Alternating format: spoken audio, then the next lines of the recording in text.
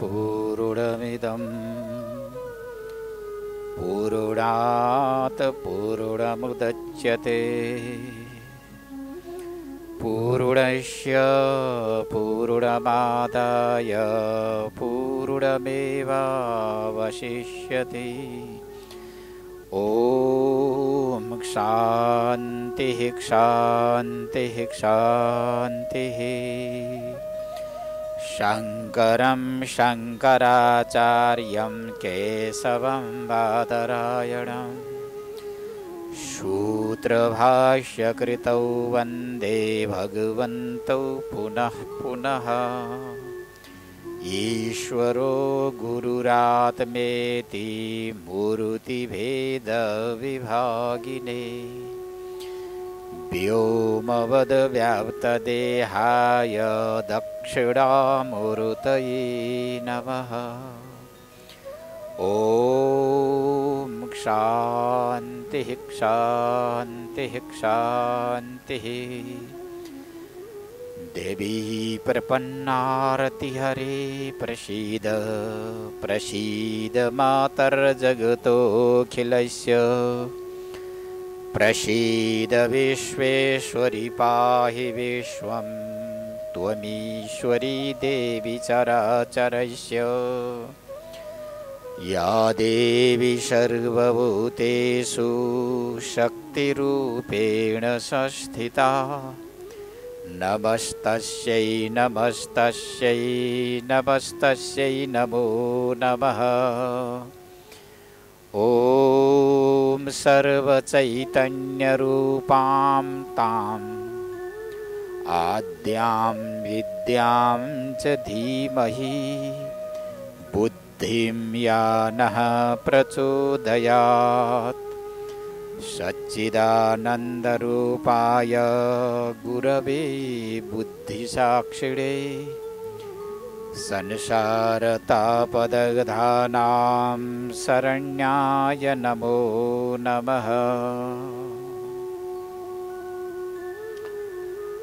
अणोरणीयान महतो महीया नात्मास्य जन्तोर्निहितो गुहायां तमः क्रतुः पश्यति भीतशोको धातुः प्रसादान् महिमानमस्य।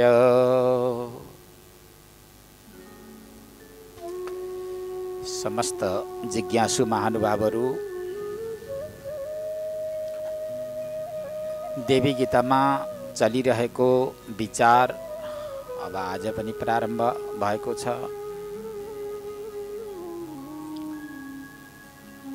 तो यो प्रसङ्गमा हामीले हिजो प्रस्तुत गर्यौं आत्माका 3 प्रकारका उपाधि, स्थूल शरीर, सूक्ष्म शरीर र कारण शरीर। वास्तविक रूपले यिनै विषयमा नै चिन्तन गर्नुपर्दछ। धेरै पौराणिक कथामा मात्रै बग्दै जाँदा यदाकदा लक्ष्य विस्मृत पनि भएको हुन सक्दछ। पुराणमा रहेका कथाहरूले पनि यही आत्मतत्त्वलाई बुझाउनको लागि नै विभिन्न प्रकारका दृष्टान्तहरू कथाको माध्यमले बताएका छन्, प्रस्तुत गरेका छन्। त्यो कथालाई कथाको रूपमा मात्र बुझेर फाइदा हुँदैन। ती कथाको लक्ष्य, ती चरित्रको लक्ष्य, आख्यायिकाहरूको लक्ष्य के हो भनेर विचार गर्दै गयौँ भने अवश्य नै कथाको लक्ष्यलाई बुझ्न सकिन्छ। ती सबैको लक्ष्य भनेको आफू नै हो, आत्मतत्त्व नै हो, जसलाई चैतन्य तत्त्व भनेर भनिन्छ। चैतन्य तत्त्वको आधारमा नै सूर्य चन्द्रमा अनादिकालदेखि अनन्त कालसम्म आकाशमा घुमिरहेको छ। आत्म चैतन्यको अनुशासनमा अनुशासित भएका छँदा सूर्य र चन्द्रले विश्राम लिएका छैनन्, वायु बहिरहेका छन्, वायुले पनि चैतन्य शक्तिको नै अनुशासनलाई पालना गर्दै बगिरहेका छन्। नदीहरू बगिराखेका छन्। यो सारा विश्व ब्रह्माण्डलाई नियमन गर्ने चैतन्य शक्ति छ जसलाई आत्मा भनेर भनिन्छ। त्यो चैतन्य शक्ति नै सबैभित्र आत्माको रूपले रहेको छ, ब्रह्मको रूपले रहेको छ। त्यस्तो ब्रह्म वा आत्माको अन्वेषण गराउनु नै यी पुराणमा आएका चरित्रहरू र कथाहरूको उद्देश्य रहेको छ। केवल चरित्रमा नै छोडिदियौँ, कथाको रूपमा नै छोडिदियौँ भने फाइदा हुँदैन। त्यो त्यसमा विचार गर्नुपर्दछ। यदि राजर्षिहरूका चरित्रहरू आयो भने ती चरित्रको अन्तिम लक्ष्य र उद्देश्य के हो भनेर मूलभूत उद्देश्यतिर जाने अभ्यास गर्नुपर्दछ। त देवी गीतामा प्राय गरेर कुनै त्यस्ता आख्यायिकाहरू प्रारम्भ नगरिकन र कथाहरू त्यस्ता चरित्रहरूको वर्णन नगरिकन सिधै आत्माको व्याख्या गर्दै, आफ्नै व्याख्या गर्दै भगवतीले सम्बोधन गर्दै भन्नुभयो, न जायते म्रियते वा कदाचिन् नायं भूत्वा न बभूव कश्चित् अजो नित्यः शाश्वतोऽयं पुराणो न हन्यते हन्यमाने शरीरे। समस्त मुमुक्षु जिज्ञासु जगतले यो वस्तुलाई विचार गर्नुपर्दछ कि यो शरीरमा कति चिज छन्। यद्यपि शारीरिक दृष्टिले हेर्ने हो, शरीरमा हेर्ने हो भने त तत्त्वहरू 24 छन्, तर विशेष रूपले विचार गर्ने हो भने एक नित्य तत्त्व छ र अर्को अनित्य तत्त्व छ। मात्र 2 वस्तु छ शरीरमा पनि संसारमा पनि। एक नित्य तत्त्व जसलाई चैतन्य भनेर भनिन्छ, अर्को अनित्य तत्त्व छ जसलाई जड तत्त्व भनेर बताइएको छ। श्रीमद् भगवद् गीता 13 अध्यायले उद्घोष गर्दै इदं शरीरं कौन्तेय क्षत्रमित्यभिधीयते यतद्यो व्यतीतं प्राहु क्षत्रज्ञ इति तद्विद भनेर क्षत्र र क्षेत्रज्ञको संज्ञा दियो। हेर बाबु, तिम्रो शरीर एउटा क्षेत्र हो, खेत जस्तो, बारी जस्तो हो जहाँ खेती गरिन्छ।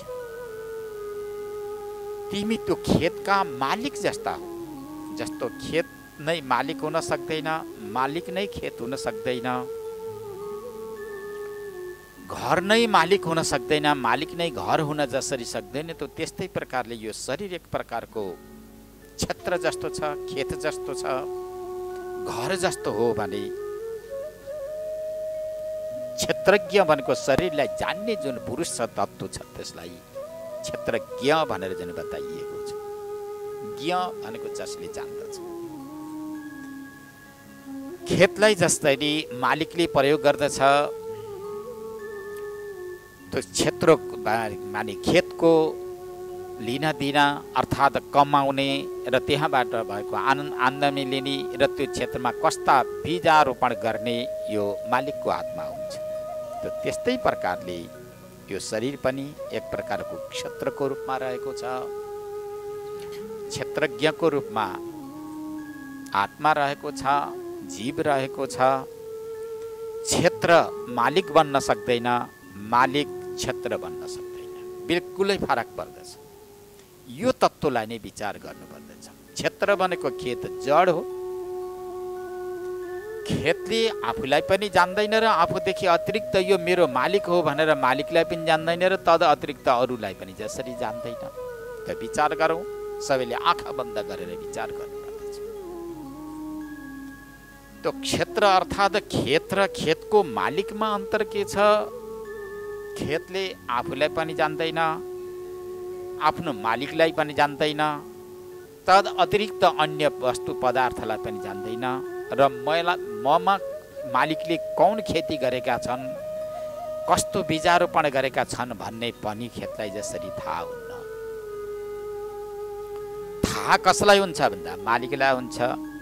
मालिकलाई यो जानकारी छ, यो थाहा छ कि म मालिक हुँ, देवदत्त नामको मालिक हुँ, यो मेरो खेत हो, खेतमा मैले अमुक अमुक बीजारोपण गरेको छु भनेर सबै याद सबै ज्ञान मालिकलाई हुन्छ। त्यसैले आफूलाई पनि जान्दछ जसले र आफूदेखि अतिरिक्तलाई पनि जसले जान्दछ त्यसलाई चेतन भनिन्छ र नित्य भनिन्छ।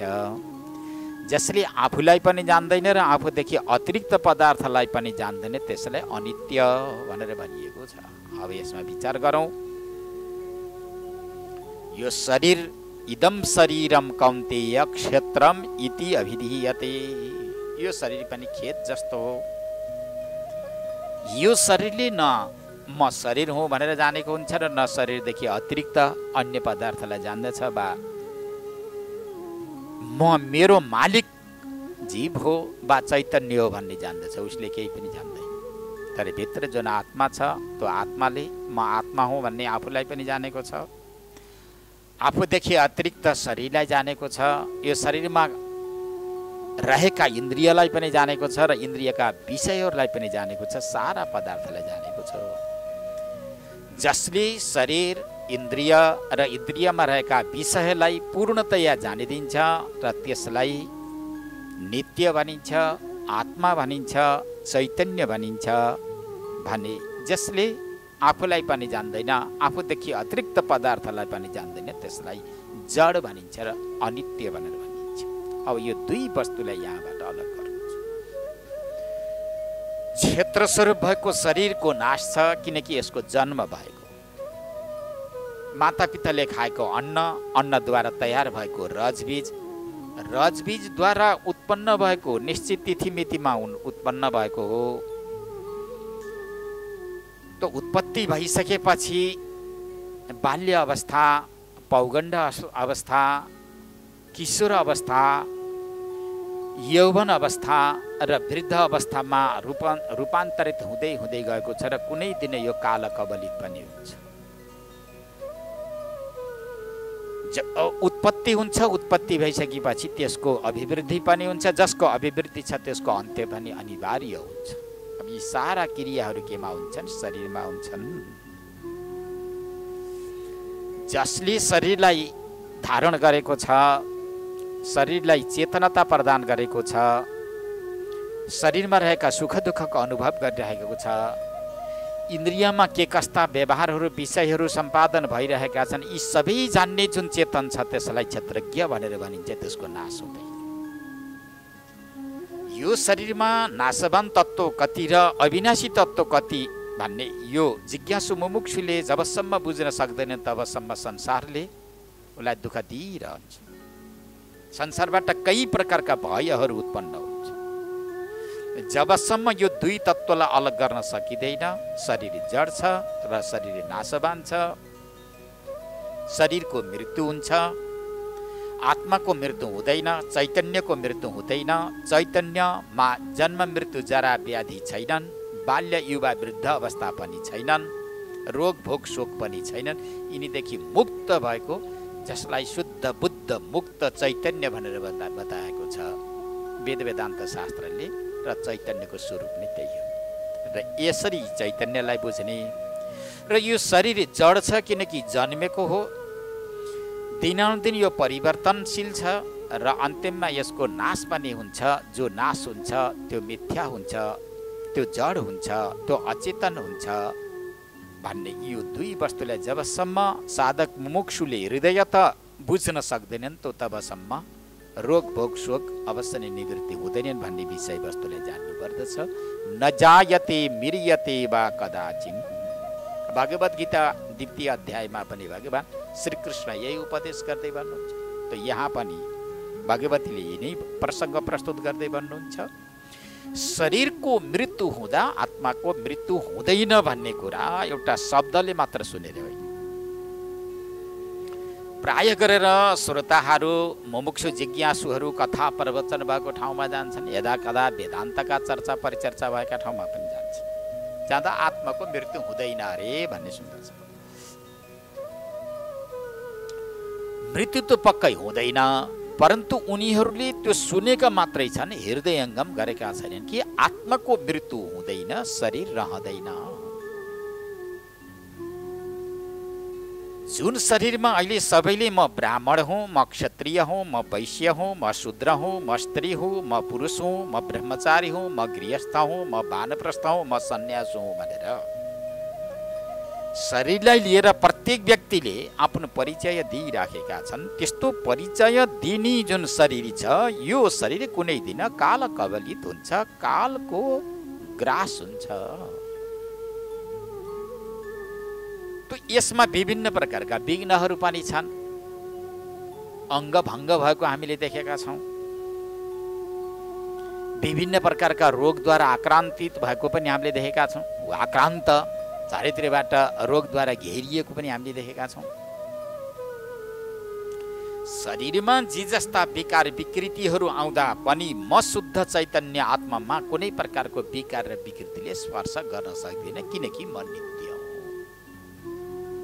जस्तो आकाश, पृथ्वीमा भएका कर्म व्यवहारले, व्यक्तिद्वारा गरिएका कर्म व्यवहारले जसरी आकाशलाई कुनै प्रकारको असर पार्दैन, जस्तो कुनै योद्धाले हातमा तरबार लिएर चारैतिर घुम्ला, नगिचमा कुनै व्यक्ति वा अरू वस्तु रहेछ भने त्यो छिन्न भिन्न हुन सक्छ, परन्तु आकाशलाई थोरै पनि असर पर्दैन। लखौँ लाख योद्धाहरूले हातमा तरबार लिएर जति घुमे पनि जसरी आकाशलाई कुनै प्रकारको चोटपटक लाग्दैन भाइ। चोटपटक लागेर आकाशबाट रगत वर्षण पनि हुँदैन। हो, नगिचमा कोही व्यक्ति रहेछ वा कुनै वस्तु रहेछ भने चोटपटक लाग्छ र त्यसको जे परिणति वा जे गति हुने हो त्यो गति हुन्छ। हो, त्यस्तै आकाश जस्तो भएको जुन चैतन्य छ, शरीरलाई जो चेतनता प्रदान गरेर रहेको छ त्यो अलग्गै छ भन्ने कुरा बुझ्न सक्यो भने कहिल्यै पनि शोक आउँदैन। यहाँ त शरीरको धर्म आत्मामा, आत्माको धर्म शरीरमा प्रत्यारोपण गर्नुको कारणले गर्दा लौ म मरे, जन्मदा जन्मे, हुर्कदा हुर्के, बढ्दा बढे, शरीरको मृत्यु हुँदा मेरो नै मृत्यु भयो, म मरे गएँ सकिएँ भनेर भन्नु यो शरीरको धर्मलाई लिएर। मैले आँखा देख्दिनँ, कान सुन्दिनँ, हिँड्न सक्दिनँ, बस्न सक्दिनँ, यो सबै इन्द्रिय धर्मलाई लिएर भनिएको। मलाई भोक लागेको छ, तिर्खा लागेको छ, भोक र तिर्खाद्वारा अत्यन्त पीडित छु म भनेर जुन भनिन्छ त्यो प्राणको धर्मलाई लिएर। अहिले ममा सुख आएको छ, अहिले ममा दुःख छ, ममा चिन्ता आएको छ, अहिले ममा पीड आएको छ, विभिन्न प्रकारका व्यवधानहरू आएका छन्, म दुःखी छु वा म सुखी छु भनेर यदि भित्रबाट भनिन्छ भने यो अन्तःकरणको धर्म अर्थात् मनको धर्मलाई लिएर भनिँदैछ, शुद्ध आत्माको धर्मलाई लिएर भनिएको छ। विशुद्ध आत्मा चैतन्य हो, न त्यसमा सुख, न त्यसमा दुःख, न त्यसमा काँडो, न त्यसमा बधिर अर्थात् न त्यो बहिरो, न कानो, न लगडो, न लिनी दिनी व्यवहार, त्यसमा कुनै पनि व्यवहारहरू गर्न सक्दैन। हो, यस्तो आत्मा र शरीरलाई विचारद्वारा, विवेकद्वारा, संयमद्वारा, धैर्यद्वारा, दीर्घ विचारद्वारा यदि अलग गर्न सक्यौँ भने संसारले अवश्य नै दुःख दिँदैन, संसार दूषण हुँदैन, संसार सबै भूषण हुन्छ। शरीर र आत्मालाई यदि अलग गरेर राख्न सक्यौँ, अलग दृष्टिले हेर्न सक्यौँ, अहिले म इन्द्रियको धर्ममा रहेर काम कर्म गरिरहेको छु, अहिले म शरीरका धर्मलाई लिएर काम कर्म गरिरहेको छु, अहिले म अन्तःकरणका वृत्तिलाई लिएर कर्म गरिराखेको छु। कुन अवस्थामा ऊ रहेर जुन कर्म गर्दैछ त्यही अवस्थालाई उसले परिचय गर्दै वा त्यो अवस्थाको ज्ञान गर्दै बस्यो भने त्यो व्यक्तिलाई दुःख हुँदैन।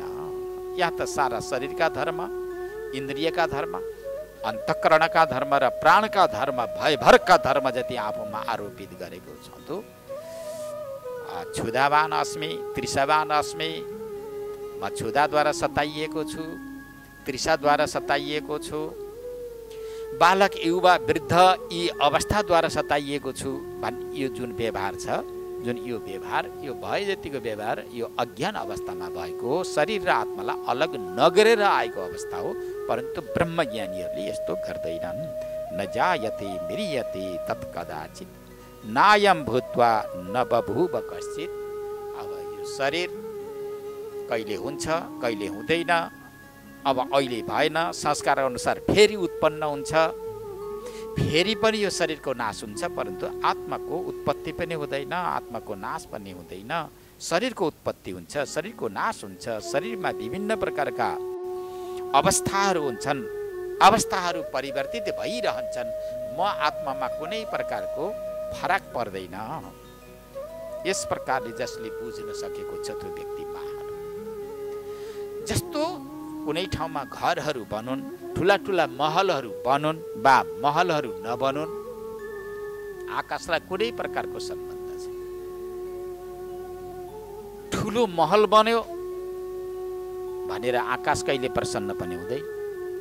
बनिरहेको ठुलो महल आज बिग्रियो, भत्क्यो, सड्यो, गयो, यसमा आकाशलाई कुनै प्रकारको विस्मात पनि जसरी हुँदैन, त त्यस्तै प्रकारले भित्रको जुन चैतन्य छ यसमा शरीरका धर्म र क्रियासँग कुनै प्रकारको सम्बन्ध रहँदैन। त भित्रको वस्तु कस्तो छ?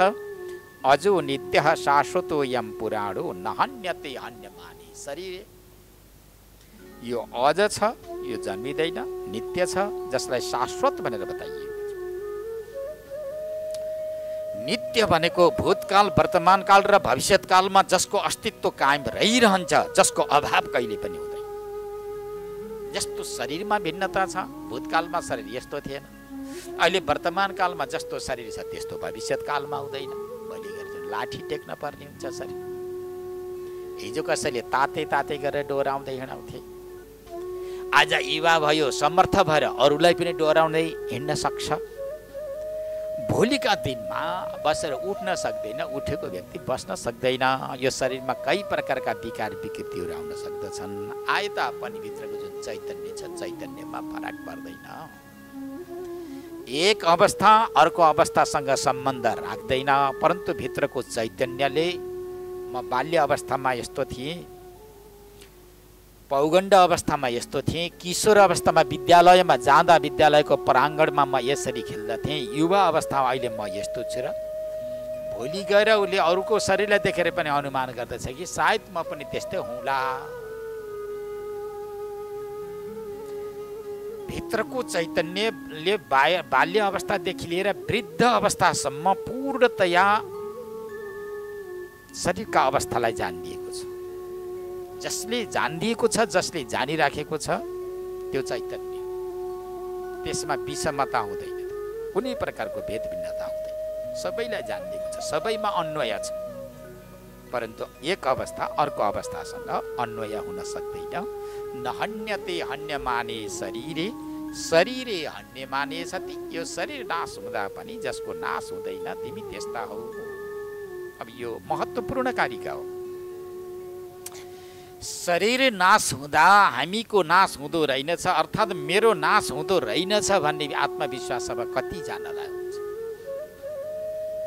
जसले दीर्घ साधन गरेको छ, वैदिक उपासना पद्धतिलाई स्वीकार गरेको छ, वा निष्काम कर्मयोगलाई जसले जीवनमा उतारेको छ, जसको शास्त्रप्रति अगाध श्रद्धा छ, गुरुप्रति श्रद्धा छ, पुनर्जन्मप्रति जसको विश्वास छ, म नचाहँदा नचाहँदै पनि, अर्थात् मैले नचाहँदा नचाहँदै पनि शरीरमा परिवर्तन किन आउँछ भनेर जसले शरीरमा आइरहेका पूर्णतया परिवर्तनलाई हेरिराखेको छ, बुझिराखेको छ, पढिराखेको छ, हो त्यस्तो व्यक्तिले अवश्य नै यो कुरा जान्न सक्दछ, बुझ्न सक्दछ। नत्र भने केवल गफ मात्रै हुन्छ, यो पक्कै हो। नहन्यते हन्यमाने शरीरे शरीर हन्यमान छ, शरीर नाश हुँदा पनि आत्माको नाश हुँदैन भन्ने विषयवस्तु जसले सम्यकतया बुझेको छ, त त्यो व्यक्तिले शोक गर्दैन। शरीर नाश हुँदा शरीर सम्बन्धी अन्य सम्बन्धित व्यक्तिको नाश हुँदा पनि उसको हृदयमा त्यति ठुलो शोक आउँदैन। क्षणिक शोक आउला, परन्तु दीर्घ शोक आउँदैन, किनकि एउटा स्वभाव हो, मानवीय स्वभाव हो।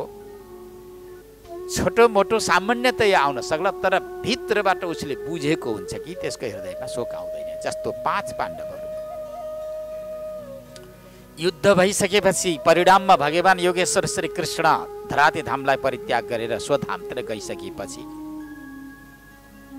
अर्जुनले युधिष्ठिर महाराजलाई हाम्रो अधिष्ठात्री देव धरतीमा रहनु भएन भगवान, जब परमात्मा नै रहनु भएन भने अब हाम्रो के काम भनेर यसरी अर्जुनले युधिष्ठिर महाराजलाई बुझाइसकेपछि राजपाड जति ल्याएर उत्तराधिकारीलाई सुम्पेर उत्तरापन्थतिर जानुभन्दा पूर्व मनमा शोक आयो अरे। पहिला भगवान श्रीकृष्णले गरेको जुन उपदेश थियो त्यो सारा उपदेश जति विस्मृत भयो। अब हामी कसरी रहने, के गर्ने भनेर एकछिनको लागि शोक आयो। अनि सनै भगवान श्रीकृष्णले गरेको गीताको उपदेश श्रवण गरिसकेपछि न जायते मृयते वा कदाचित् नायम भूत्वा भविता वा न भूय अजो नित्य शाश्वतो यम पुराणो नहन्यते हन्यमाने शरीरे भनेर यसरी भगवान श्रीकृष्णले जो गरेको उपदेश थियो त्यो उपदेश सुनिसकेपछि अब शोक गर्नु उचित छैन भनेर शोकलाई परित्याग गरेर आफ्नो स्थितिमा पाण्डवहरू रहन्छन्। हो त्यस्तै जसले सङ्गत गरेको छ त्यो व्यक्तिले हृदयदेखि नै भन्छ कि शरीर र शरीरी अलग छ। शरीरी भनेको जीवात्मा हो भने शरीर पाञ्चभौतिक शरीर हो।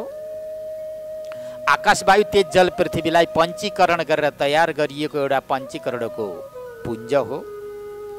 24 तत्त्व यसभित्र निहित छन्। 6 प्रकारका दोष दोषहरू यसमा रहेका छन्। त यस्तो शरीर जुन मैले भिरेर आइराखेको छु, जुन शरीरलाई माध्यम बनाएर जुन मैले कर्म गरिराखेको छु, यो रहँदैन, यसको अवश्य नै नाश हुन्छ। यो यसरी जसले आत्मविश्वास गरेको छ भने त्यो व्यक्तिले शोक गर्दैन। यस प्रकारको उपदेश गर्दै गर्दै अब आत्माको व्याख्या गर्नुहुन्छ। अडोरडियान महतो महियान, सबैभित्रको आत्मा चैतन्य कस्तो छ हे भगवान आज्ञा होस् भनेर प्रश्न गरिएको थियो। प्रश्नमा अब उत्तर दिँदै भगवान अर्थात् जगतजननी भगवती महामायाले उपदेश गर्दै भन्नुहुन्छ अडो अडियान महतो महियान। यो आत्माको व्याख्या हो। सूक्ष्म भन्दा पनि अत्यन्त सूक्ष्म छ। महतो महियान, परमात्मा बराबरको स्थूल यो सारा विश्व ब्रह्माण्डमा अरू कोही पनि हुन सक्दैन। यो सारा विश्व ब्रह्माण्डमा बराबर परमात्मा बराबर ठुलो वा स्थूल वस्तु पदार्थ पनि संसारमा कुनै छैन। परमात्मा बराबरको अत्यन्त सूक्ष्माति सूक्ष्म तत्त्व पनि संसारमा अरू कुनै पनि वस्तु छैन। यो यसैको सन्दर्भलाई लिएर उपनिषद शास्त्रहरूले बारम्बार भन्दछन् अलौकिक अलौकिक लोकोत्तर रूप लोकोत्तर स्वरूप भनेर उपनिषद शास्त्रले बारम्बार वकालत गरिरहेका छन्। यही हो आत्माको विशेषता। सानोभन्दा सानो पनि, ठुलोभन्दा ठुलो पनि। सानोभन्दा सानो आत्मा नभएको भएदेखि त्यो सानो एउटा भुसुनो कीटाणु लिखोभित्र प्रवेश गरेर त्यो शरीरलाई कसरी सञ्चालन गरिदिनुहुन्थ्यो। यदि ठुलो मात्रै भए, महान मात्रै भए, विशाल मात्रै भए, सानो एउटा भुसुनाको शरीरमा पनि बराबरमा परमात्मा हुनुहुन्छ। भुसुनाको शरीरभित्र प्रवेश गर्नको लागि अत्यन्त सूक्ष्म हुन पर्यो र परमात्मा अत्यन्त सूक्ष्माति सूक्ष्म पनि हुनुहुन्छ। स्थूल भन्ने हो भने सारा विश्व ब्रह्माण्डलाई ओतप्रोत गरेर राख्नु भएको छ। ईशावास्यमिदं सर्वं यत्किञ्च जगत्यां जगत्। यो सारा विश्व ब्रह्माण्ड ईश्वरद्वारा व्याप्त छ, ईश्वरद्वारा आच्छादित भएको छ भन्नु। जस्तै छोप्नको लागि त्यो छोपिने भाँडो सानो हुन पर्यो। जस्तो सानो भाँडो भयो भने ठुलो कपडो भयो भने ठुलो कपडाले मात्र त्यो सानो भाँडोलाई छोप्न सक्छ। यदि त्यो भाँडो भन्दा छोपिने वस्तु सानो भयो भने त्यो छोपिने वस्तु अवश्य नै छोपिन सक्दैन। ईशावास्यमिदं सर्वं यत्किञ्च जगत्यां जगत्। यो सारा विश्व ब्रह्माण्ड परमात्माद्वारा व्याप्त छ। परमात्माले छोपेर पुरा आफ्नो एउटा अधीनस्थ गरेर राख्नु भएको छ, छोपेर राख्नु भएको छ भनेर उपनिषद शास्त्रले भन्छ। त त्यहाँबाट के बुझिन्छ?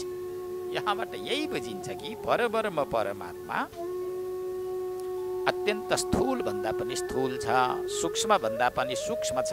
यही हो वैचित्रता आत्माको। अडो अडियान महतो महियान भनेर भन्नुहुन्छ। तद्दुरी तदवन्तिके च। फेरि उपनिषदले भन्छन् त्यो टाढा भन्दा पनि टाढा छ, नगिच भन्दा पनि नगिच छ भनेर बताइएको छ। आत्माको व्याख्या गर्ने क्रममा हामीभित्र जुन चैतन्य छ, हामीभित्र जुन आत्मा छ, त्यस्तो आत्मा छ, ठुलो भन्दा पनि अत्यन्त ठुलो, सानो भन्दा पनि अत्यन्त सानो। सानो नभएको भएदेखि बुद्धि रूपी गुफाभित्र कसरी प्रवेश गर्ने? बुद्धि रूपी गुफाभित्र लुकेको छ भनेर बताइएको छ। फेरि ठुलो नभयो, शरीरलाई फेरि व्याप्त गरेर बसेको छ परमात्मा भनेर भनिएको छ, त कसरी व्याप्त गरेर बस्ने? यो अत्यन्त चिन्तनको विषय हो। यो ज्यादै चिन्तन गर्दै गर्दै गइयो भने यो विषयवस्तु अवश्य नै अनुभवमा उत्रिन्छ। अनुभवमा उत्रियो भने कुनै पनि आश्चर्य हुँदैन। परमात्मा स्थूल पनि हो, सूक्ष्म पनि हो, मध्यम खाले पनि हो। यो संसार सारा विश्व ब्रह्माण्ड नै परब्रह्म परमात्माको अपर मूर्ति भएकोले यहाँ परमात्मादेखि भिन्न कुनै पनि वस्तु छैन। शिष्यलाई बुझाउनको लागि ठुलो भन्दा ठुलो छ र सानो भन्दा सानो छ भनेर एक शिष्यको बुद्धिमा परब्रह्म परमात्माका दिव्य रूपलाई बुझाउनको लागि, प्रविष्ट गराइदिनका लागि यी दृष्टान्तहरू प्रदान गरिएको छ। अणो अणियान महतो महियान। ऐस्य जन्तु भनेको सारा प्राणीहरूका बुद्धिरूपी गुफामा निहितो गुहायाम। यो आत्मा कस्तो छ? सारा प्राणीहरूका बुद्धिरूपी गुफामा निहित भनेको रहेको छ भने के बाहिर छैन त? बाहिर पनि छ। किनकि तिम्रो हृदयभित्र नै परमात्मा छ भनेर शिष्यलाई उपदेश गर्दा त्यसले हृदयभित्र नै अन्वेषण गर्न सजिलो होला, गर्ला, उसलाई अन्वेषण गर्न सुविधा होला भन्ने उद्देश्यले तिम्रो बुद्धिरूपी गुफाभित्र छिपेको छ है, बाहिरतिर छैन, बाहिर हेर्नु आवश्यकता छैन भनेर उपदेश गरियो। यी सबै उपदेशका कर्म हुन्। के बुद्धि रूपी गुफाभित्र मात्रै छ, बाहिर विश्व ब्रह्माण्डमा छैन, वृक्षमा छैन, पत्थरमा छैन, नदीनाथमा छैन, सूर्य चन्द्रमामा छैन। खम्बायुम अग्निम सलिनम महिंच ज्योतिम से सत्वानि दिशो द्रुमादि भनेर बताइयो। त कहिले भन्ने बुद्धि रूपी गुफाभित्र छ भने त कुनै मन्त्र र कारिकाहरूले बताउँछन् यो सूर्य चन्द्र इन्द्र वरुण कुबेर सारा विश्व ब्रह्माण्डमा परमात्मा निहित हुनुहुन्छ भनेर बताइन्छ। परन्तु यो पनि विभुको विभुतालाई जो जिज्ञासु छन्, मुमुक्षु छन्, ती मुमुक्षुलाई बुझाउनको लागि नै यी गरिएका उपदेशहरू हुन्। परन्तु परब्रह्म परमात्मा बुद्धिरूपी गुफाभित्र पनि हुनुहुन्छ।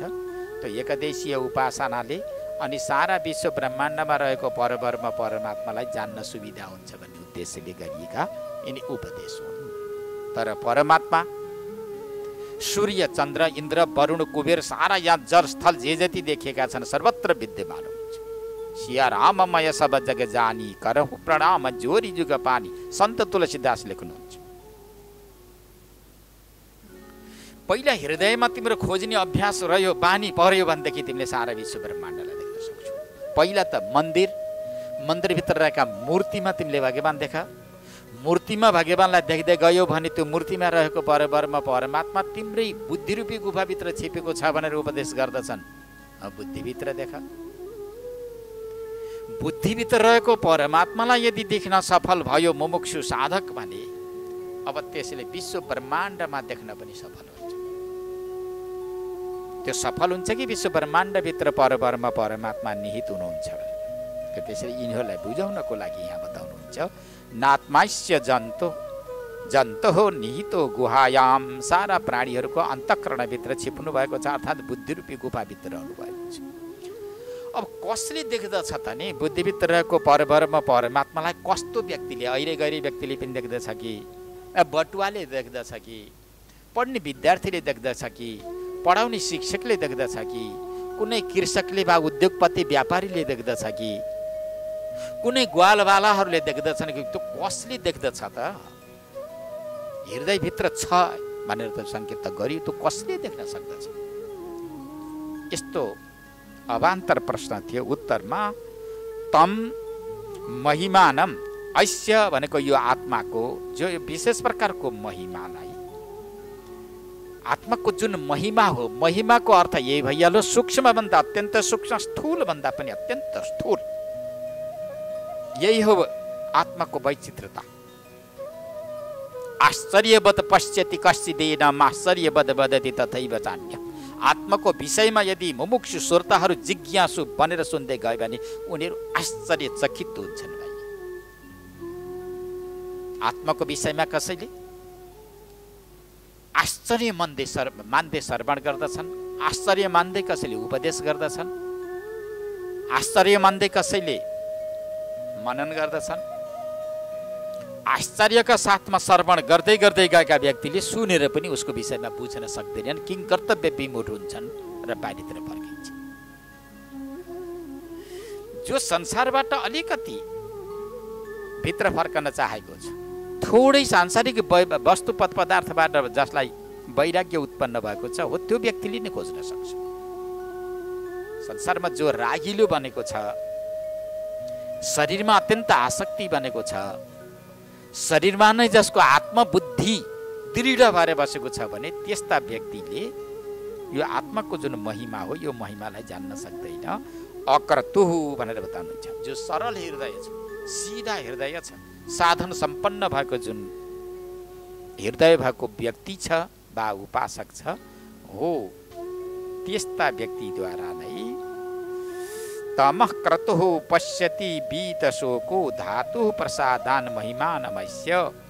बीतशोकः, शोकदेखि रहित भएको छ तो हो त्यस्तो सिधा हृदय भएको, सरल हृदय भएको, साधनाद्वारा परिमार्जित हृदय भएको जुन व्यक्ति छ त्यस्ता व्यक्तिले नै यो आत्मालाई देख्न सक्दछ।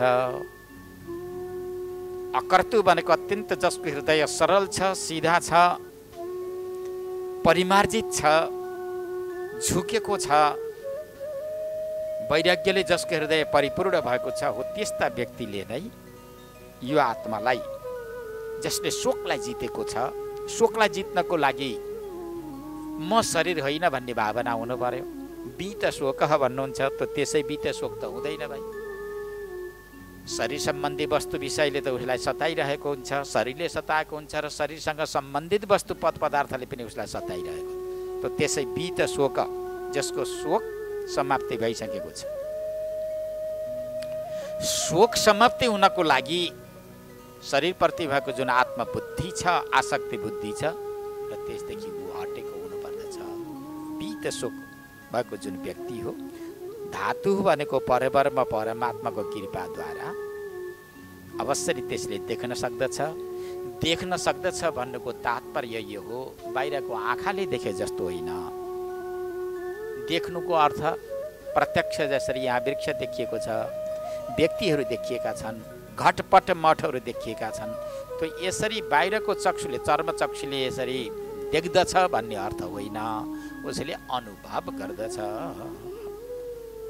सूक्ष्म भन्दा पनि अत्यन्त सूक्ष्म भएको, महान भन्दा पनि अत्यन्त महान बृहत्तर भएको, सबैको बुद्धिरूपी हृदयमा अर्थात् बुद्धिरूपी गुफाभित्र निहित भएको यस्तो विचित्र महामहिमाले युक्त भएको जुन आत्मालाई, जसको हृदय अत्यन्त सरल सिधा भएको छ, साधन सम्पन्न भएको छ, साधन सम्पन्न भएको छ, त जसको हृदयमा रहेको जुन शोक जति नष्ट भएर गएको छ, त्यस्ता व्यक्तिलाई परब्रह्म परमात्माको दया हुन्छ, कृपा हुन्छ र परमात्माको दयाद्वारा उसले अनुभव गर्न सक्छ, अनुभवमा उतार्न सक्दछ। भगवतीले उपदेश गर्ने क्रममा अब पाठलाई अगाडि बढाउनुहुन्छ, त अब एउटा रथको परिकल्पना गरेर बुझाउनुहुन्छ। भगवानले आफ्ना भक्तहरूलाई बुझाउनु पर्यो, आचार्यहरूले आफ्नो भक्तहरूलाई, शिष्यहरूलाई, मुमुक्षु जिज्ञासुहरूलाई बुझाउनु पर्यो भने विभिन्न प्रकारका दृष्टान्तहरू, उपमाहरू ल्याएर आफ्ना अनुभूतिलाई लिएर सुनाउनुहुन्छ, बुझाउनुहुन्छ, विभिन्न प्रकारका दृष्टान्तहरू दिनुहुन्छ। त अब यहाँ शिष्यलाई बुझाउने क्रममा एउटा यात्राको यात्रु परिकल्पना गर्नुहुन्छ। यात्रु भन्दा बित्तिकै अब यात्रु चढ्ने एउटा वाहन पनि हुन्छ, वाहनको कल्पना गर्नुहुन्छ, अर्थात् रथको कल्पना गर्नुहुन्छ।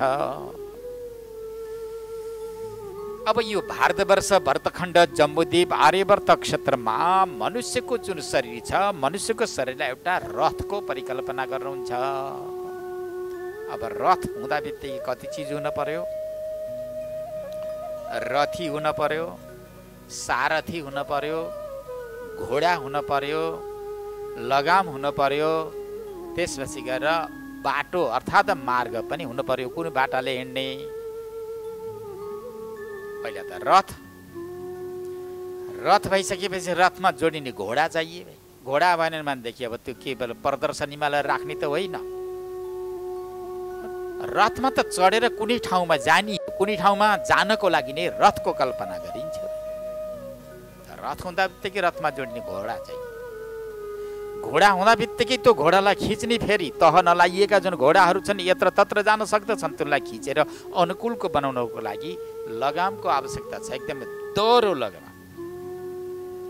लगाम भइसकेपछि त्यो लगामलाई खिच्ने एउटा सारथी चाहिन्छ। त्यो घोडालाई पूर्व लैजाने, पश्चिम लैजाने, राम्रो बाटो लैजाने, नराम्रो बाटो लैजाने, त्यसलाई निर्देशन गर्ने र घोडालाई ठिकसँग हाँक्ने सारथी पनि चाहिन्छ। अब सारथी त भयो, त्यसमा को बसेको छ त? मुख्य यात्रु भन्दा एउटा रथी चाहियो भाइ। रथमेसी अस्थिति रथी, एउटा जुन मालिक छ रथमा बसेको त्यो मालिक पनि चाहियो। अनि कस्तो बाटो हिँड्ने भन्दाखेरि अध्वन भनेको बाटो पनि चाहियो भाइ। त यति चिजको संयोग भयो भने जुन त्यो रथी छ त्यो रथी आफ्नो गन्तव्यमा पुग्न सक्दछ। यदि यस्तो यी उपकरणहरू भएनन्, यी साधन भएनन् भने त्यो रथी आफ्नो गन्तव्यमा पुग्न सक्दैन। आत्मानं रथिनं विद्धि शरीरं रथमेव तु बुद्धिं तु सारथिं विद्धि मनः प्रग्रहमेव च। बडा विचित्र परिकल्पना गर्दै जगतजननी भगवती महामायाले उपदेश गर्नुहुन्छ। यो कठोपनिषदमा पनि यम भगवानले जिज्ञासु नचिकेतालाई यो रथको परिकल्पना गर्दै बुझाउनु भएको छ। उहाँ पनि विस्तृत अर्थ आएको छ कठोपनिषदमा। त यहाँ जगतजननी भगवतीले भन्नुहुन्छ तो अब रथ के हो त? शरीरम रथमेव च। यो जुन शरीर छ 24 तत्त्वले युक्त भएको पञ्चमहाभूतको पिण्ड, यो शरीर एक प्रकारको रथ। आकाश, वायु, तेज, जल, पृथ्वी पञ्चमहाभूतलाई पञ्चीकरण गरेर तयार गरिएको 5 ज्ञानेन्द्रिय, 5 कर्मेन्द्रिय, 5 प्राणले युक्त भएको, 4 अन्तःकरणले युक्त भएको यो 24 तत्त्वको एउटा जुन पुञ्ज छ, यो पुञ्ज के हो? यो रथको रूपमा रहेको छ। यसलाई रथ सम्झिनु पर्दछ।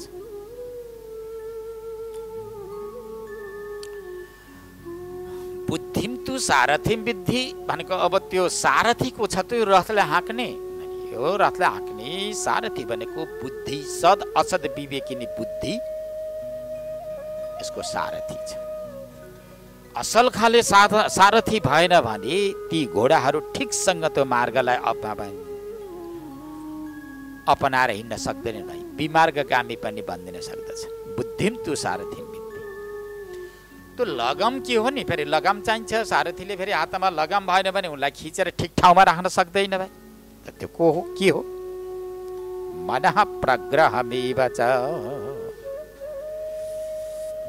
यो मन कस्तो छ भन्दा यो लगाम समान छ। यो मन नै लगाम हो।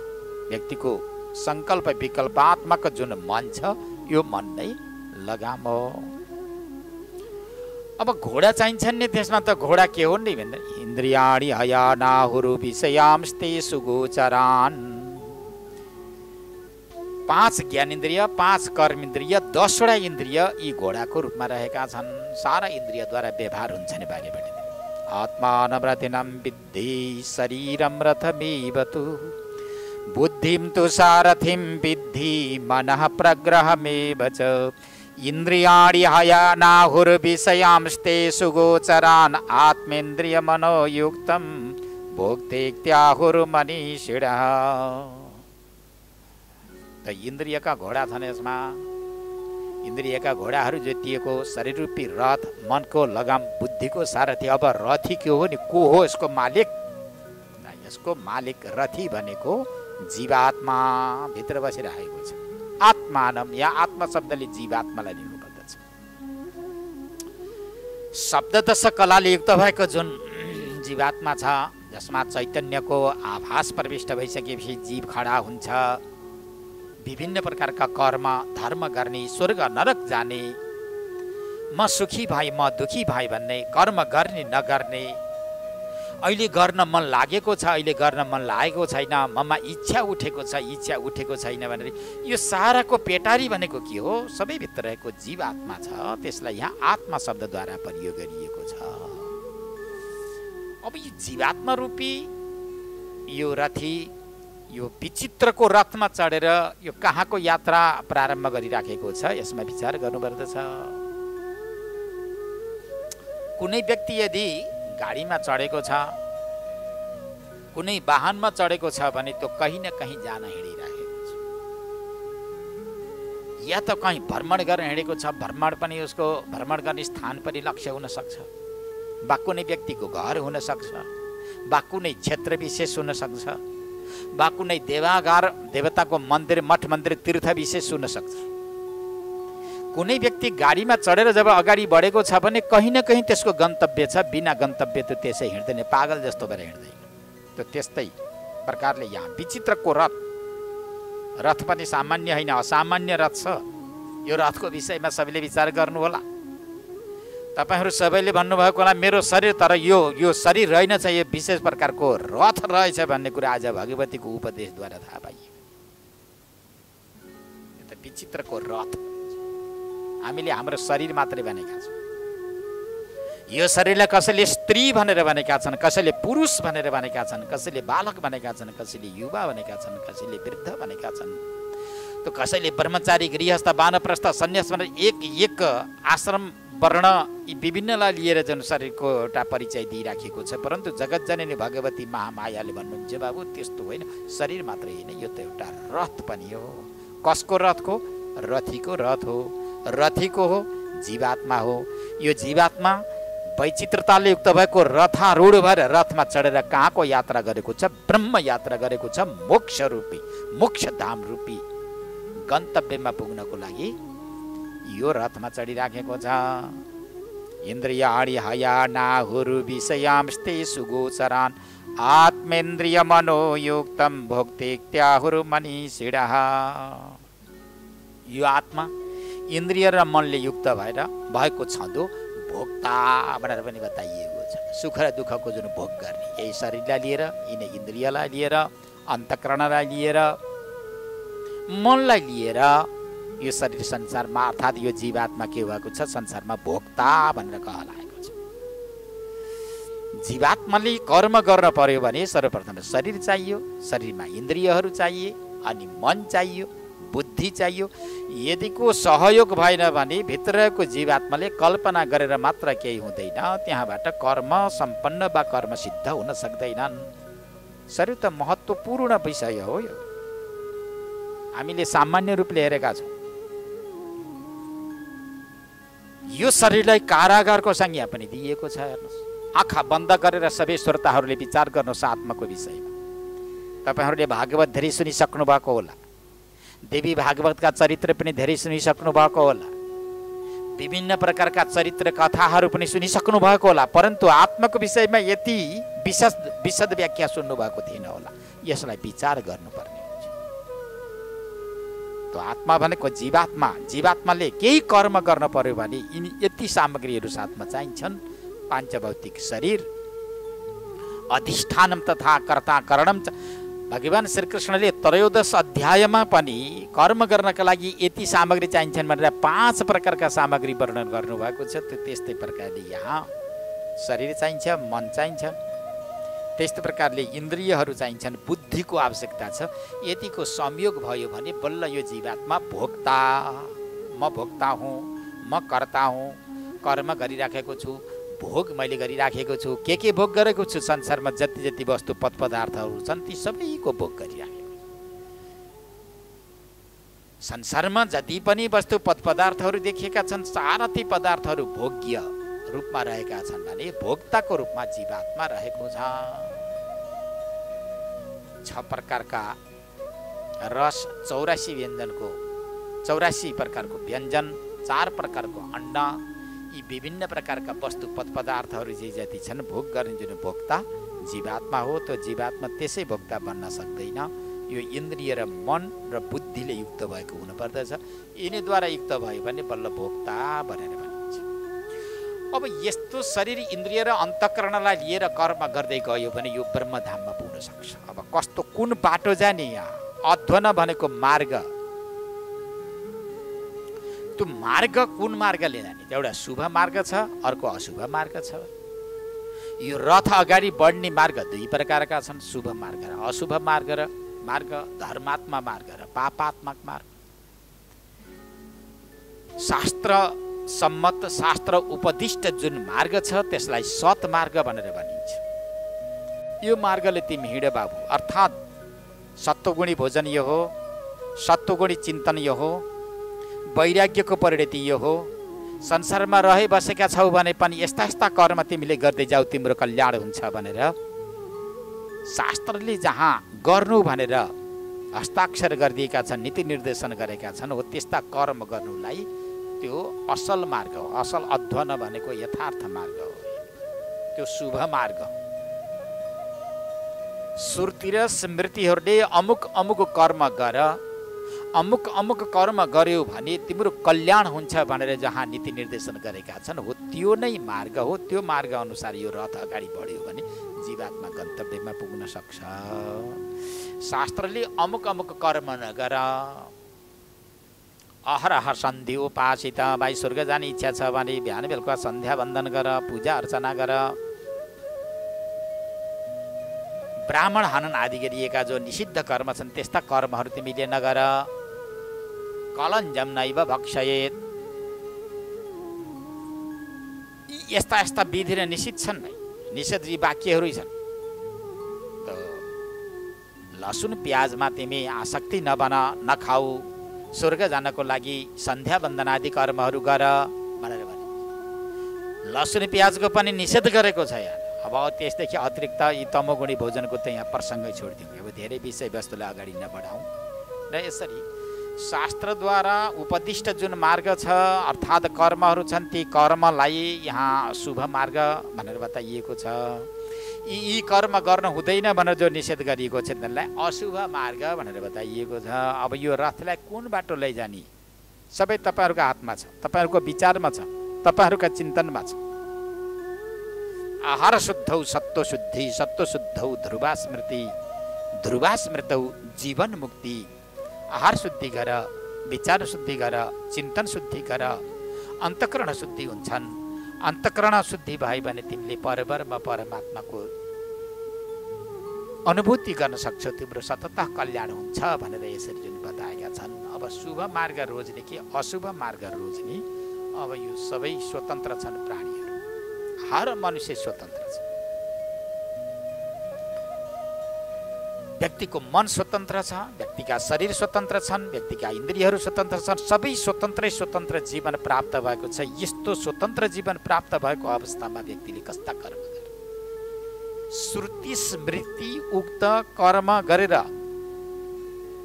त्यो मार्गलाई अवलम्बन गरेर परब्रह्म परमात्मा रूप गन्तव्यमा पुग्ने कि उनीहरूद्वारा निषिद्ध अर्थात् यो गर्न हुँदैन भनेर निषेध गरेको मार्गलाई अपनाएर र त्यस्तै प्रकारको लोकमा जाने। अब त्यो सबैका हातमा छ।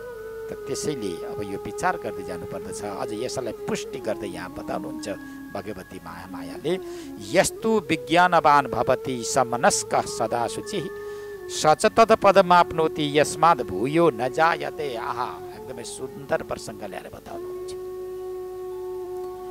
यस्तु विज्ञानवान भवति, जुन पुरुष अर्थात् जुन व्यक्ति मुमुक्षु जिज्ञासु विज्ञानवान भनेको अत्यन्त बुद्धिमानी हुन्छ।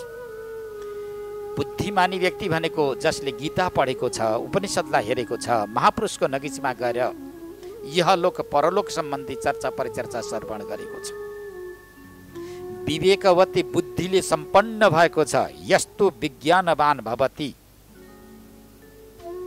बुद्धिमानी भनेर भनिन्छ।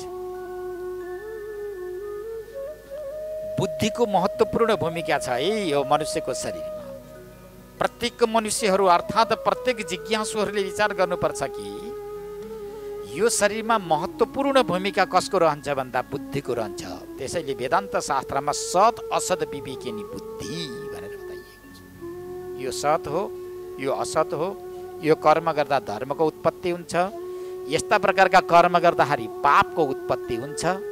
पापको उत्पत्ति गर्ने लायकका कर्म गर्नु हुँदैन, किनकि पापको परिणति दुःख हो।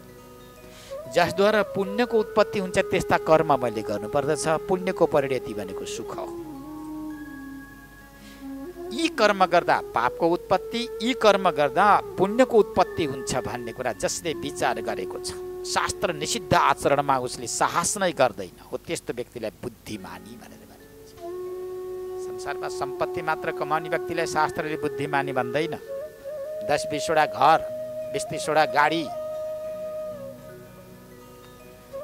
कई प्रकारको सम्पदाले सम्पूर्ण विभूषित भएको जुन व्यक्ति छ त्यसलाई मात्र यहाँ बुद्धिजीवी भनेर भन्दैन शास्त्रले। ऊ त बाँच्ने अर्थात् जीविकाका साधनहरूलाई उसले जुटाएको छ। राम्रै कुरा हो, बाँच्ने साधन उसले जुटायो। 20-30 वटा घर पनि त्यही बाँच्ने साधन हो। 10-20 वटा गाडी, 20-30 वटा गाडी पनि त्यही बाँच्ने साधन हो। अन्न पानी पनि बाँच्ने साधन हो। हिरा मोती जे छन् ती सारा यी बाँच्ने साधन हुन्, अरू केही होइन भाइ। त्यतिमा मात्रै उसले आफ्नो जीवनलाई खेर फालेको छ, विषयको मात्र चिन्तन गरेको छ। शारीरिक सम्बन्धी वस्तु पद पदार्थ मात्र एकत्रित गर्नको लागि बुद्धि खर्च गरेको छ भने शास्त्रले त्यस्तालाई बुद्धिमानी मात्रै मान्दैन। ऊ त शरीरदेखि अतिरिक्त हुनै सकेको छैन, शरीरदेखि अतिरिक्त चिन्तन उसले गर्न सकेको छ। यस्तो विज्ञानवान भवति जसले शास्त्रको चिन्तन गरेको छ। पौराणिक कालमा बडे बडे राजर्षिहरूले विचार गरे शास्त्रको विषयमा। स्वयम्भू मनु महाराजले जसको मानवीय सृष्टि भयो भाइ, यत्रो सृष्टि रचना गर्ने स्वयम्भू मनु महाराजले अन्त्यमा गएर विचार गर्नुभयो कि यो विषयवस्तुले कदापि आत्मालाई शान्ति दिन सक्दैन भनेर उहाँ पनि छोडेर तपश्चर्याको लागि जानुहुन्छ। यी सारा दृष्टान्त जसले हेरेको छ, सुनेको छ, बुझेको छ त्यो व्यक्ति बुद्धिमान हुन्छ। यस्तो विज्ञानवान भवति समनस्क सदा शुचि, त्यो व्यक्तिले आफ्नो मनलाई पनि अधीनस्थ गरेको हुन्छ। जसले आफ्नो मनलाई नियन्त्रणमा राखेको छ, जुन व्यक्तिले आफ्नो मनलाई नियन्त्रणमा राख्न सकेको छैन त्यो व्यक्तिले के गर्न सक्छ संसार? मनद्वारा मारिएको व्यक्ति। भगवान शङ्कर मृग चर्ममाथि बस्नु भएको छ र चिन्तन गर्नुहुन्छ, सारा संसारको चिन्तन गर्नुहुन्छ भनेर बताएको छ। त्यो मृग आसनमा नबसेर अन्य आसनमा किन बस्नुहुन्न भन्ने चर्चा पनि चलेको छ। त्यहाँ तर्क वितर्क चल्दछ। बाबु त्यसमा दार्शनिक अर्थ छ। मृग भनेको मन हो, मनलाई आफ्नो आसन नै राख्नु भएको छ। मनलाई मारेर अर्थात् मृगरूपी मनलाई मारेर उहाँले आसन बनिराख्नु भएको छ। को तात्पर्य के हो त? जसले आफ्नो मनलाई आफ्नो अधीनस्थ गरेको छ, आफूले भनेको मान्नेवाला मन भएको छ। मनले भनेको आफूले मान्ने कि आफूले भनेको मनलाई मगाउने? अर्थात् बुद्धिको नियन्त्रणमा रहेको मन हो कि मनको नियन्त्रणमा रहेको बुद्धि? यसमा फरक पर्छ। मन यदि बुद्धिको नियन्त्रणमा रहेको छ भने त्यो मनले राम्रो काम दिन्छ, राम्रो कुरा। यदि मन आफ्नो नियन्त्रणमा छैन, बुद्धिलाई नै मनले नियन्त्रणमा राख्न खोजेको छ भने त्यसको बुद्धि सद असद विवेकिनी बन्न सक्दैन। जता जता मनले नतारेको हुन्छ ऊ उतै जान्छ। त्यस्तै प्रकारका कर्मको उसले निर्णय गरिदिन्छ। त्यसैले यहाँ भनिन्छ यस्तो विज्ञानवान भवति, जो अत्यन्त बुद्धिमानी छ, विवेकवती बुद्धिले उक्त भएको छ। आफ्नो मनलाई जसले नियन्त्रणमा गरेको छ। सदा शुचि भनेको पवित्र छ, शरीर पनि पवित्र छ। शौचाचारद्वारा शरीरलाई पनि एकदमै पवित्र राखेको छ, शुद्ध राखेको छ। आहार विहारद्वारा आफ्ना प्राणलाई पनि शुद्ध राखेको छ।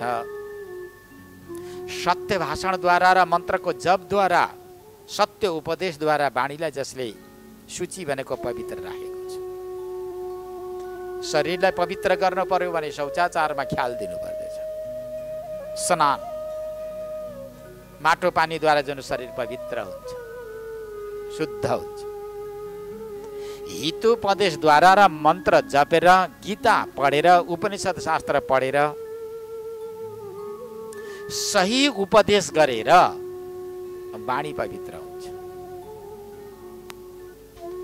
मन्त्रको जप, परब्रह्म परमात्माको ध्यान र शुभ चिन्तन, सर्वे भवन्तु सुखिनः सर्वे सन्तु निरामयाः सर्वे भद्राणि पश्यन्तु मा कश्चित् दुःखभाग् भवेत्, सबैको कल्याण होस्, सबैको भलो होस्, संसारमा कसैले पनि दुःख कष्टको अनुभूति नगरून् भन्ने यस प्रकारको चिन्तनद्वारा मनलाई पवित्र बनाउनुपर्दछ।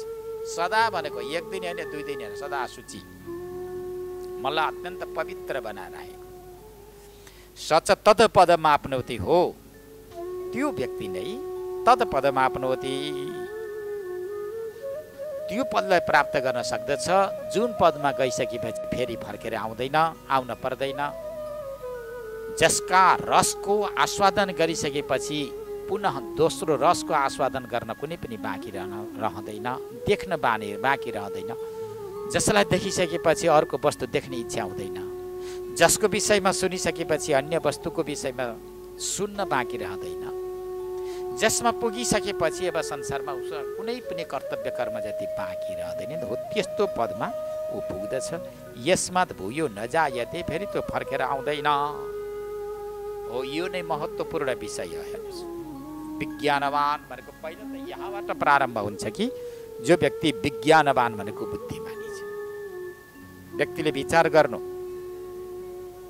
शरीरलाई हेरेर विचार गर्नु, इन्द्रियहरूलाई हेरेर विचार गर्नु, जन्मको विचार गर्नु, मृत्युको विचार गर्नु, व्याधिको विचार गर्नु, अग्रज पूर्वजहरूलाई हेरेर विचार गर्नु। कोही गीतै पढ्न पर्दैन। यहाँ बुद्धिमानी हुनको लागि यो संसार सृष्टिमा जे जति कर्म व्यवहारहरू भइरहेका छन्, बनिराखेका छन्, यसलाई हेर्दा हेर्दै त्यहीँबाट विवेकको प्रादुर्भाव हुन्छ।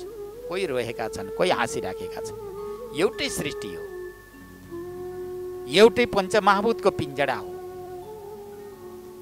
अन्न खानपान वस्तुपद पदार्थ पनि एकै हो, जल एकै हो, आकाश एउटै हो, वायु तेज जल पृथ्वी एकै हुन्। यो साराको बिचमा पनि कोही रोइरहेका छन्, कोही हाँसिरहेका छन्, कोही उफ्रिरहेका छन्, कोही मस्त छन्, कोही व्यस्त छन्। यस्तो किन हुन्छ? विचार गर्दै गर्दै जाँदा जुन जुन व्यक्तिले अविचारपूर्वक कर्म गर्दै गए तिनी व्यक्तिहरू संसारमा रोए, अनैतिक कर्म गरे तिनी व्यक्तिहरू संसारमा रोए। परमात्माको कृपा दयाद्वारा बाँचिरहेका छन्, परमात्मालाई जसले सम्झेनन्, नसम्झिकन शरीरलाई मात्रै आत्मा ठानेर जसले व्यवहार विषयमा तल्लीन भए तिनी व्यक्ति रोए, तिनी रोगी भए, तिनी शोकी भए, तिनी संसारमा व्यस्त भए, तिनी संसारमा अत्यन्त दुखी भएर बाँचिराखेका छन्। जो अत्यन्त बुद्धिमानीपूर्वक बुद्धिमत्तापूर्वक व्यवहार गरिराखेका छन्, अनैतिक कर्म कदापि गर्न उनले साहसै गरेनन्, हो त्यस्ता व्यक्तिहरू सदा सर्वदा मस्त भए, व्यस्त भए, कर्महरू गरिराखेका छन्, सदा प्रसन्न छन्। उनीहरूले अकल्याणकारक कामना कदापि गर्दैनन्। त यिनै कर्मको रेखाबाट कोही प्रसन्न र कोही अप्रसन्न भएका छन् भन्ने विषय पनि यहाँबाट थाहा हुन्छ। विज्ञान सारथिरी यस्तो मनः परग्रहवान नरः स्वध्वनः परमाप्नोति मदीयम यत्परम पदम। जसको सारथी भनेको बुद्धिरूपी सारथी अत्यन्त विज्ञानवान बुद्धिमानी छ, त्यो रथलाई हाँक्ने सारथी, मन पनि अत्यन्त मनरूपी लगामलाई पनि ठिकसँग खिच्न सक्छ। बुद्धिमानी व्यक्तिले नै मनरूपी लगामलाई ठिकसँग खिच्न सक्छ र अगाडि घोडालाई बढाउन सक्दछ। तहलाइएका जुन घोडाहरू, दाइएका घोडाहरू छन्, कठोपनिषदमा त जसका घोडा दाइएका छन्, दाइएका घोडा जसले जुन रथमा राखेको छ, लगाम पनि ठिक छ, सारथी ठिक छ भने त्यो मालिक यथा समयमा त्यो रथी गन्तव्यमा पुग्न सक्दछ। जसले घोडा दाइएको छैन, नदाइएका घोडालाई यदि रथमा राख्यो भने मन पनि अर्थात् लगाम पनि ठिक छैन, मनरूपी लगाम पनि ठिक छैन, बुद्धिरूपी सारथी पनि ठिक छैन भने मालिक ठाउँमा पुग्न सक्दैन, संसाररूपी गर्तमा नै खसिरहन्छ। हो तात्पर्य के त भन्दा जसले इन्द्रियरूपी घोडालाई दाएको छैन, कान त हलाउन सकेको छैन, कानमा शब्द रहन्छ, शब्द कस्ता सुन्ने यो पनि विचार गरेको छैन, आँखामा रूप रहन्छ, आँखाले कस्ता रूपको दर्शन गर्ने, जिउरामा रस रहन्छ, कस्तो रसकोलाई ग्रहण गर्ने, कुन रस ग्रहण गर्दा हृदयमा आनन्द आउँछ, चित्त शुद्धि हुन्छ, नाकमा गन्ध रहन्छ, गन्ध कस्तो ग्रहण गर्ने, स्पर्शको ज्ञान छालामा रहन्छ, कस्ता स्पर्शको ज्ञान गर्दा हृदयमा आनन्द मौलाउँछ, कुसंस्कार असंस्कार जाग्दैन हो। त्यस्ता वस्तु त्यस्ता इन्द्रियलाई स्वीकार गर्दा ती तहलाइएका घोडाको रूप मिल्दछ, अर्थात् त्यस्ता घोडाको संज्ञा मिल्दछ कि ती तहलाइएका जुन इन्द्रियहरू छन् ती इन्द्रिय तहलाइएका घोडा बराबर हुन्छन् भनेर जुन बताइएको छ। र विज्ञान सारथी यस्तो मन प्रग्रह बान्न र जसको सारथी अर्थात् बुद्धिरूपी सारथी ठिक छ, मनरूपी लगनलाई पनि आफ्नो अधीनमा राखेको छ भने त्यो व्यक्ति स्वद्वन परम आफ्नोति मध्यम हो। त्यो व्यक्ति यस्तो मार्गले हिँडेको हुन्छ, त्यो मध्यम भनेको ममा पुगेको हुन्छ, त्यो दायाँ बायाँ ऊ कदापि लाग्दैन। जसले इन्द्रियलाई तहलाउन सकेको छैन, घोडा अत्यन्त उच्छृङ्खल छन् भने त्यो सारथी उहाँ पुग्न सक्दैन। यसरी रथको परिकल्पना गर्नु, यो रथलाई मनुष्यको शरीरमा रहेका इन्द्रिय र यसभित्र रहेका मन र बुद्धि अत्यन्त ठिक हुनुपर्छ, सजग हुनुपर्दछ।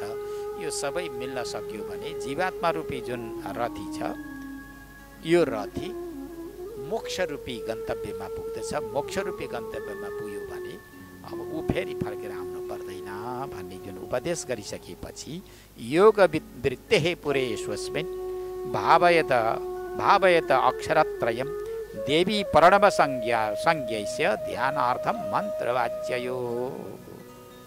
अब अर्को भन्नुहुन्छ, अब योगको कुरा पनि ल्याउनुहुन्छ भाइ। योग वृत्तिको उदय हुनुभन्दा पूर्व योग भनेको परमात्मासँग संयोग गर्नु। व्याकरणमा इजुर्योग धातु छ। योग शब्दको अर्थ हुन्छ जुट्नु, वियोग भनेको अर्थ हुन्छ फुट्नु होइन जुट्नु। परमात्मादेखि अतिरिक्त वा फुटेर शरीरमा आत्मबुद्धि गर्नु, परमात्मादेखि भिन्न हुनु, परमात्मासँग संयोग हुनुलाई योग भनेर भनिन्छ। परमात्मासँग संयोग हुनुभन्दा पूर्व यदि मन तहलाउन सकेन भने, सिधै गएर चैतन्य स्वरूपमा मन अडिन सकेन भने त्यस्तो व्यक्तिले के गरोस्, स्वस्मिन् भावयेद अक्षरत्रयमा 3वटा अक्षरले युक्त भएको एउटा मन्त्र छ, त्यो मन्त्रको विषयमा विचार गरोस्। यो मन्त्रमा मनलाई यदि राख्न सक्यो, श्रद्धापूर्वक भगवतीको मन्त्र योग्य गुरुबाट सुनेर यदि जप्न थाल्यो भने पनि त्यसमा ठुलो शक्ति प्राप्त हुन्छ। पुस्तकमा लेखेका, कापीमा लेखेका, रेडियोले उच्चारण गरेर मन्त्र जपेको छु भनेर हुँदैन। मन्त्र जप्नको लागि योग्य सुयोग्य निष्ठावान गुरुको नजिकमा गएर अनुनय विनय गरेर मलाई दीक्षा मन्त्र दिनु पर्यो, म मन्त्र सुन्न चाहन्छु, मन्त्र जप्न चाहन्छु भनेर अनुनय विनय गरोस्। अनि गुरुले प्रदान गर्नुभयो भने त्यो मन्त्र जप्दै गयो भने केही विधि नियम पनि हुन्छ।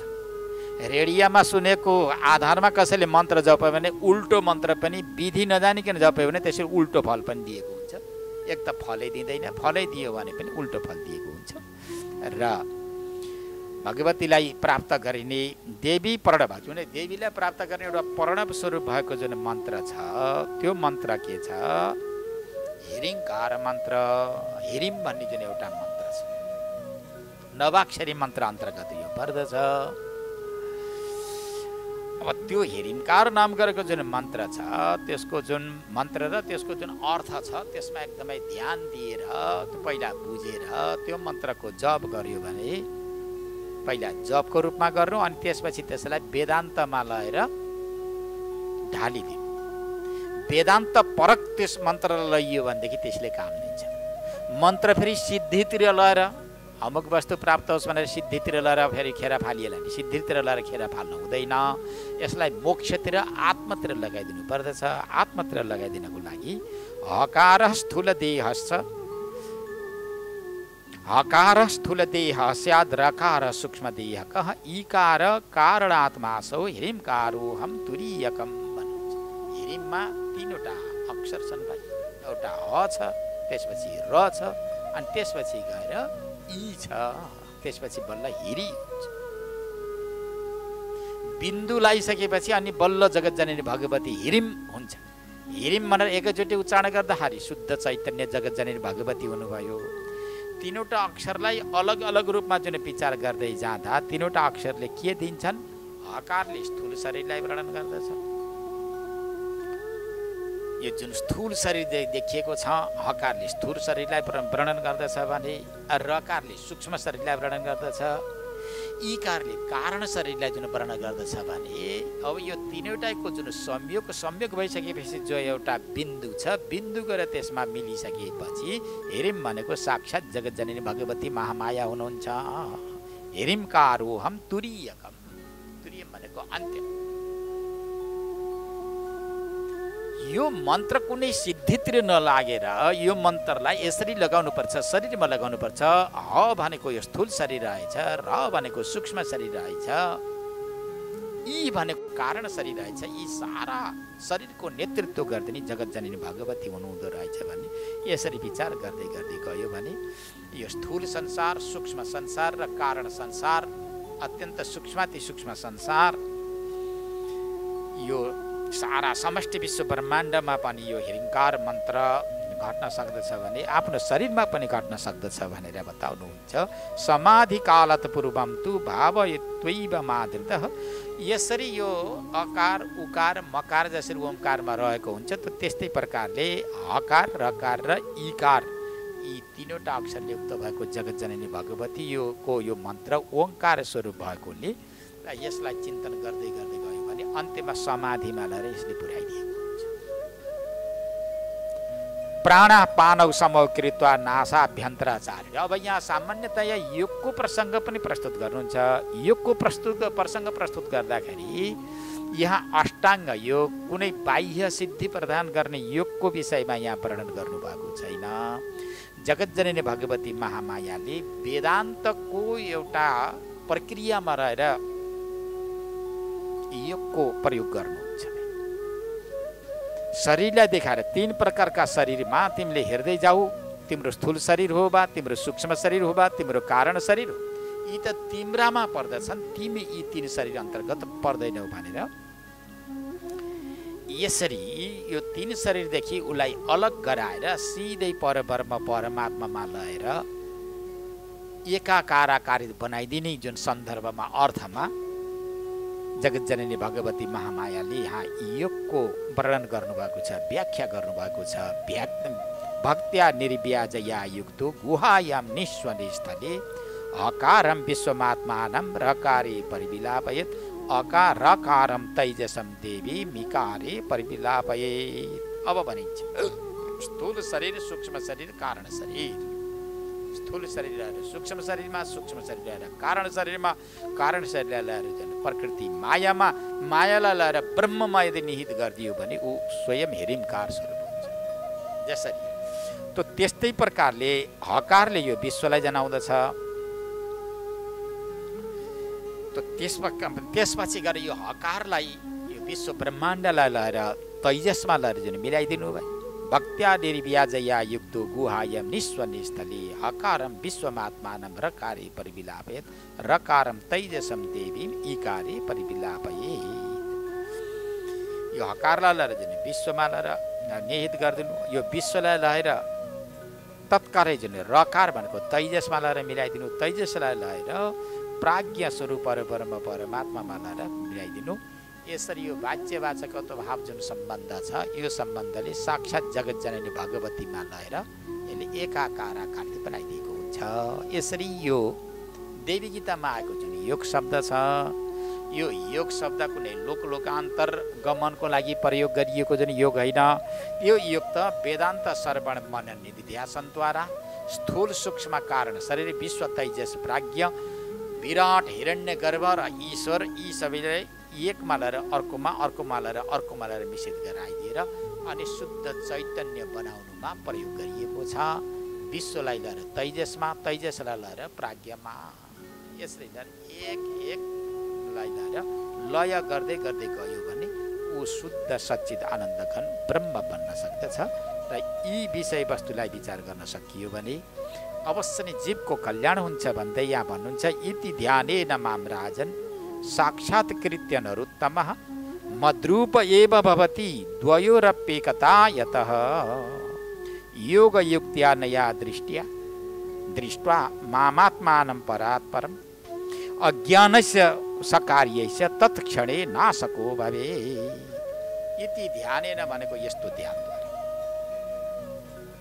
मुमुक्षुहरूले हिरिङ्कार नाम गरेको जुन अक्षरमा मन्त्रमा रहेका 3वटा अक्षर छन्, यी 3वटा अक्षरलाई सम्यक्तया विचार गर्दै गयो भने स्थूल शरीरप्रति भएको जुन आसक्ति, सूक्ष्म शरीरप्रति भएको आसक्ति, कारण शरीरप्रति भएको जुन मोह छ, यी सबै टुटेर गएर एक हुन्छन्। एक परब्रह्म परमात्मा स्वरूप बनिन्छ। हामी पनि भगवती बन्न सक्छौँ, किनकि हामीभित्र पनि चैतन्य आत्मा छ। हामीभित्र रहेको चैतन्य आत्मा र जगतजननी भगवतीमा एक मात्रा पनि फरक छैन।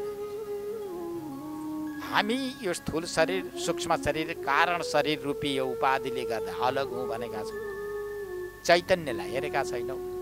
चैतन्यमा कुनै प्रकारको विरोधाभास छैन। मद्रूप एव भवति, त्यो मेरै रूप हुन्छ, अरू हुँदैन।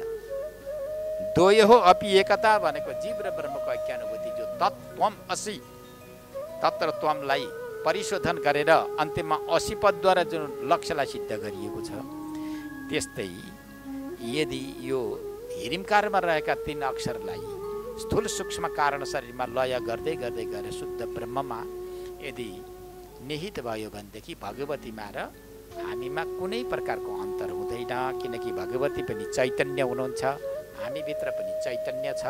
यो चैतन्यको संयोग हुन्छ र साक्षात् भगवती स्वरूप बन्न सकिन्छ। यसरी विचार गरौँ, स्थूल शरीर विचार गरौँ, सूक्ष्म शरीर विचार गरौँ, कारण शरीर विचार गरौँ, इन्द्रिय विचार गरौँ, देहलाई, यी सारालाई विचार गर्दै गर्दै जाउँ। शरीर पक्कै मेरो हो, म शरीर बन्न सक्दिनँ, यो हुनुपर्दछ।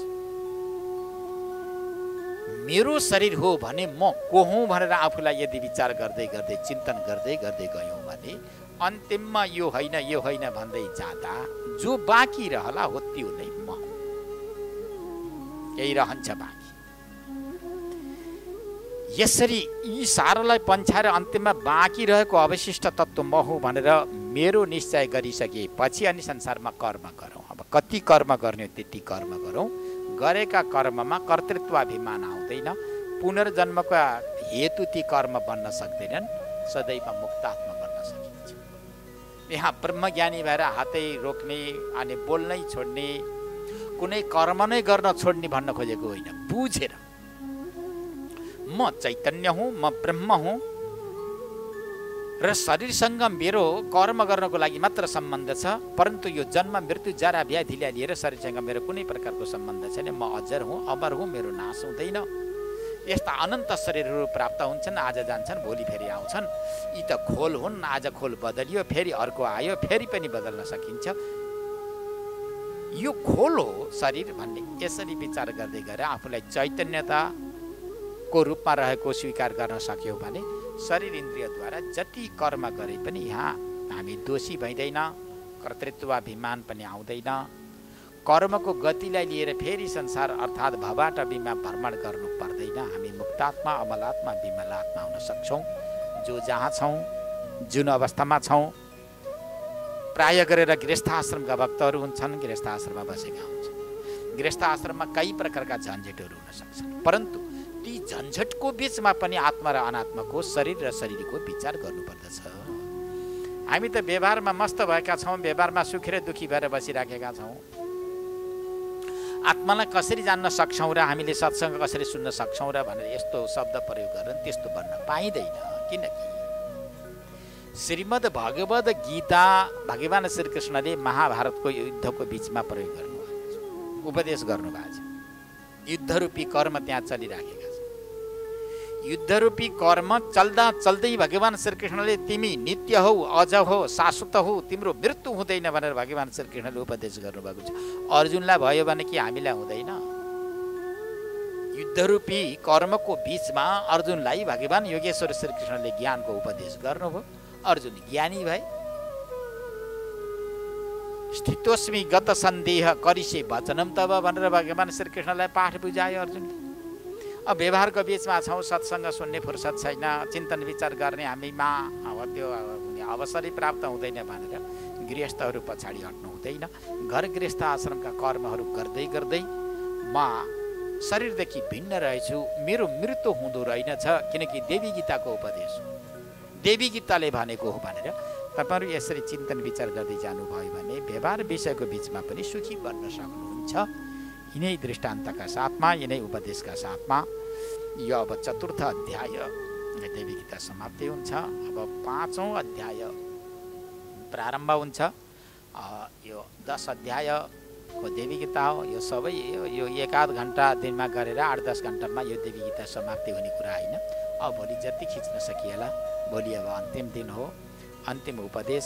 भगवतीले समस्त देवताहरूलाई के दिनुहुन्छ, कस्तो दिनुहुन्छ, सारभूत उपदेश गर्नुहुन्छ।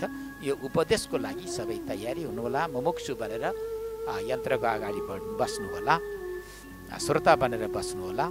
अब आजको लागि हरिओम तत्सत, हरिओम तत्सत, हरिओम तत्सत।